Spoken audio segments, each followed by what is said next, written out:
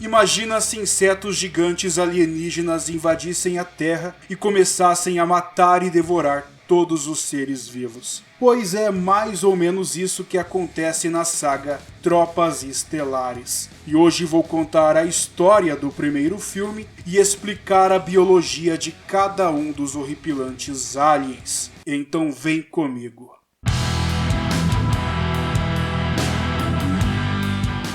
Salve, turma! Tudo bem com vocês? Eu vou resumir a história desse filme para chegar logo nos alienígenas, pois eu estou doido para falar sobre eles. E nossa história começa no século 23, onde a humanidade se uniu em uma só federação, conquistou o espaço e está em um processo de expansão e dominação interplanetária. Porém, ao chegarem próximo ao planeta Clendato, em uma galáxia distante, se bem que qualquer galáxia é distante, né? Eles invadem a área dos insetoides, também chamados de aracnídeos, que são alienígenas divididos em várias espécies e castas. E se sentindo ameaçados, e com razão, os insetoides enviam um gigantesco asteroide para a Terra que acaba destruindo Buenos Aires, deixando milhões de mortos, fazendo com que a Federação declarasse guerra contra os insetos. Parece propaganda de Baygon, né?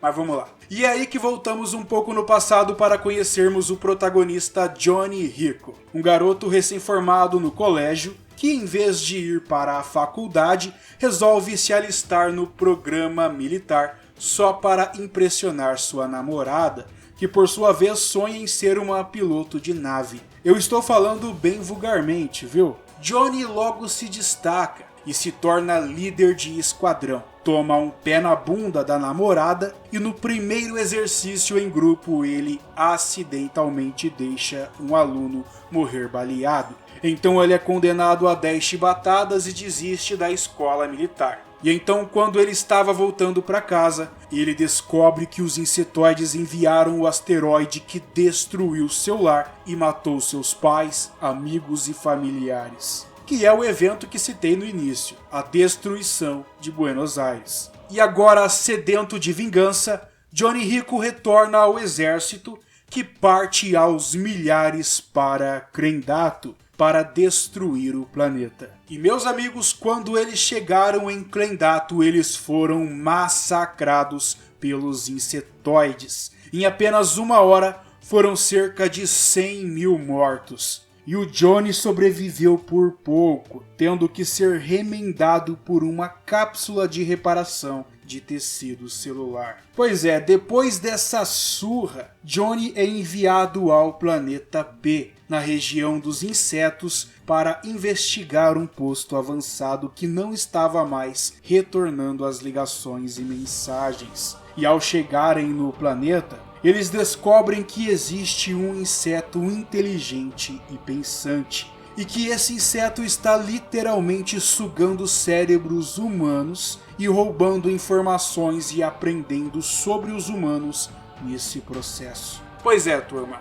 Até então se achavam que os insetos não eram inteligentes, achavam que eles agiam apenas por instinto. E essa informação mudaria tudo. Era a prova de que os insetos eram tão inteligentes quanto os seres humanos. Bem, mais ou menos. E ao tentar escapar do local, Johnny e seu grupo foram atacados e mais uma vez massacrados por milhares de aracnídeos, restando poucos sobreviventes. Mas a informação que descobriram era uma vitória para eles. E então a próxima missão do time seria a captura desse inseto inteligente. E é exatamente isso que aconteceu. Um novo ataque ao planeta P acontece, e nesse ataque a ex-namorada de Johnny, Carmen, que pilotava junto de Xander, um piloto que queria furar o olho de Johnny o filme inteiro, tem sua nave de transporte destruída quando é atingida por ataques de plasma de um tipo de inseto gigante. E calma que eu já vou falar deles. E é aí que chegamos naquela parte que traumatizou uma geração.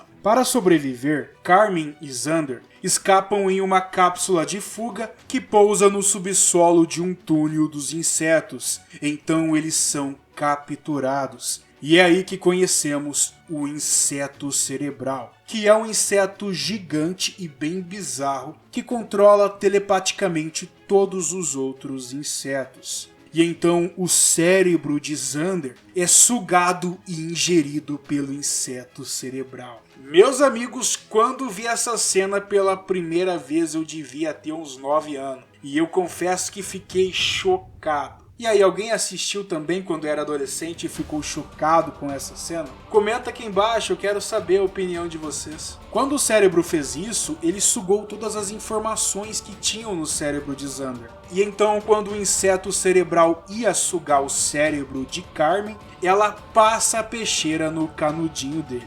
O canudão, né? E tá ficando bizarro de falar essas coisas, viu, gente? Pode parar por aí. Eu não vou entrar em detalhes o que é esse apêndice ou esse gancho, pois as imagens valem mais do que 1000 palavras, né? Então, antes que ela fosse assassinada pelos insetos, Johnny chega bem na hora e resgata sua ex, ameaçando o inseto cerebral com uma super granada. O bicho é inteligente mesmo, ele reconheceu o perigo e deu no pé.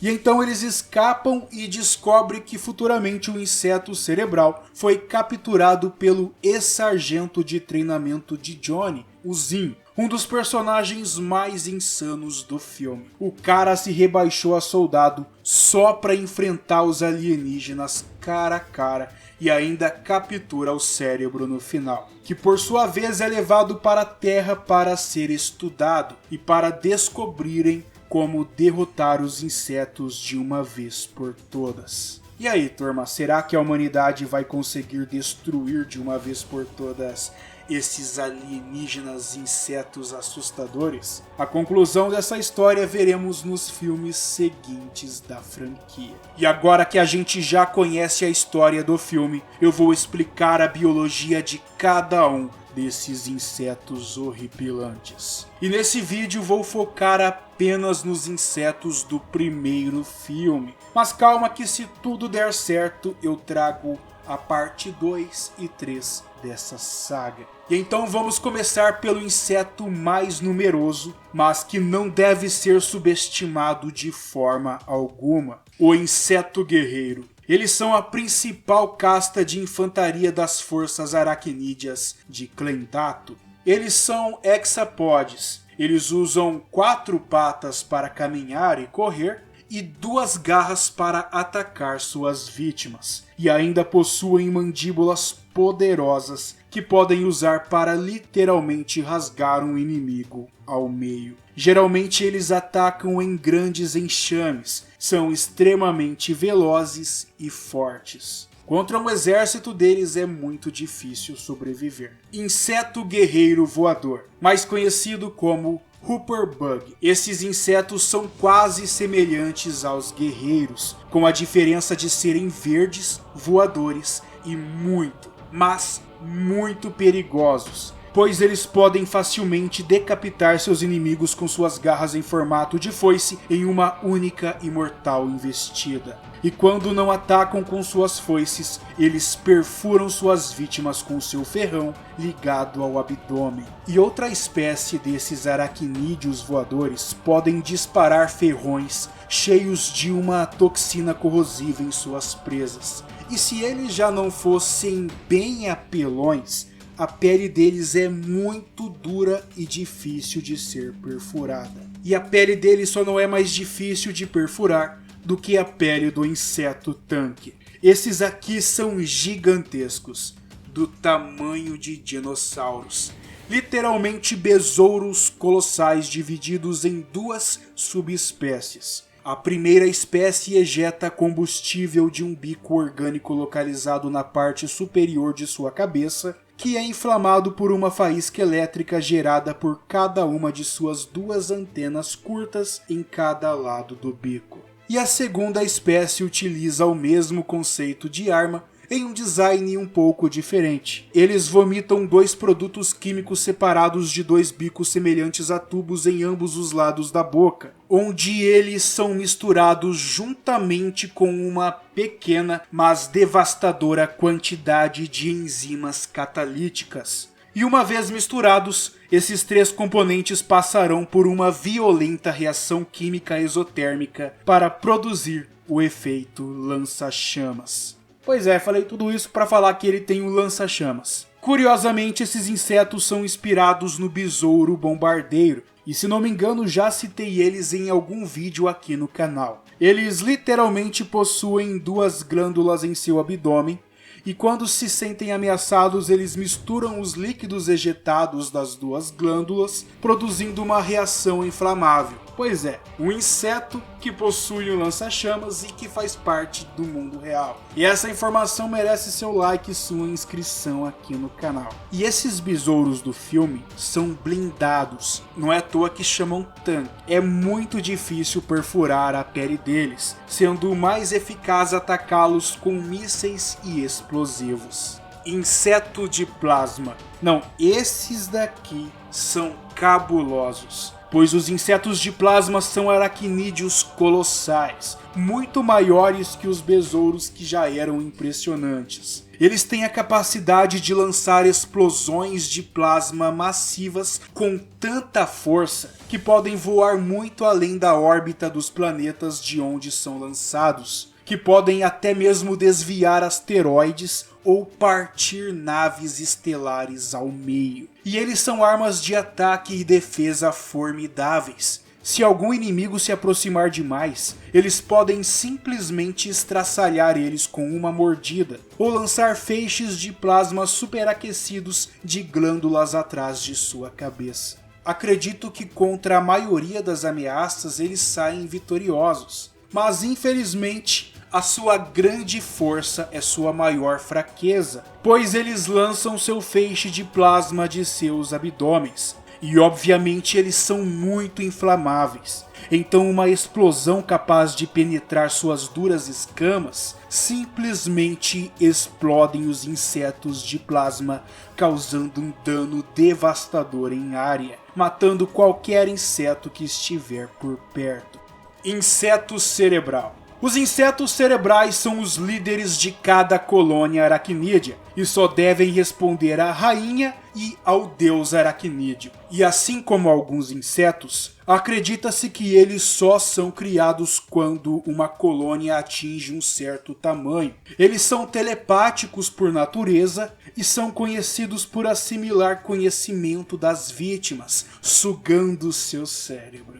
Que nojo. Eles têm uma relação simbiótica com toda a colônia de insetos, e se o inseto cerebral morrer, toda a sua colônia morre junto. Mas tem um porém aí no meio dessa história, que só vou explicar quando for falar da rainha e do deus aracnídeo. E para ninguém falar que deixei um inseto de fora, existe o besouro da areia arqueliano. Estes são uma espécie de aracnídeos de baixo escalão, conhecidos como insetos operários. Eles auxiliam todos os outros insetos de alguma maneira. Por exemplo, eles literalmente carregam um inseto cérebro, já que ele é muito lento devido ao seu tamanho. E por isso eles também são chamados de insetos da carruagem. E esses são os insetos apresentados no primeiro filme. Se vocês querem que eu traga a história e também a biologia dos insetos dos outros filmes e também das séries, das animações, talvez dos jogos, então comenta aqui embaixo e também deixa um like no vídeo, pois é muito importante para ajudar o canal. E para finalizar, deixa eu falar um pouco sobre essa franquia maravilhosa, pois a franquia Tropas Estelares possui filmes, séries, livros, quadrinhos, jogos, e eu tô apenas começando a falar sobre ela. E inclusive faltou eu falar do inseto rainha e do inseto deus.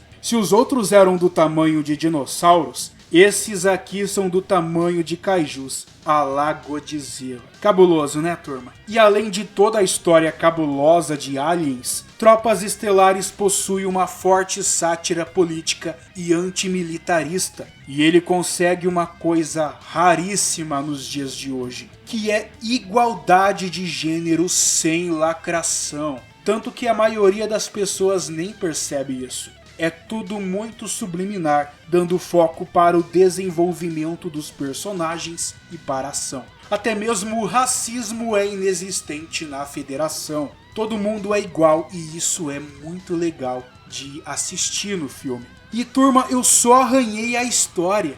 Eu deixei uma trama fascinante pra trás. Então recomendo muito a quem não viu o filme assistir ele e ver por conta própria como ele é bom e porque sua mensagem é tão interessante. E é isso, meus amigos. Muito obrigado por assistir esse vídeo. Desejo tudo de bom e de melhor a todos vocês. Um forte abraço e nos vemos no próximo vídeo. Tchau!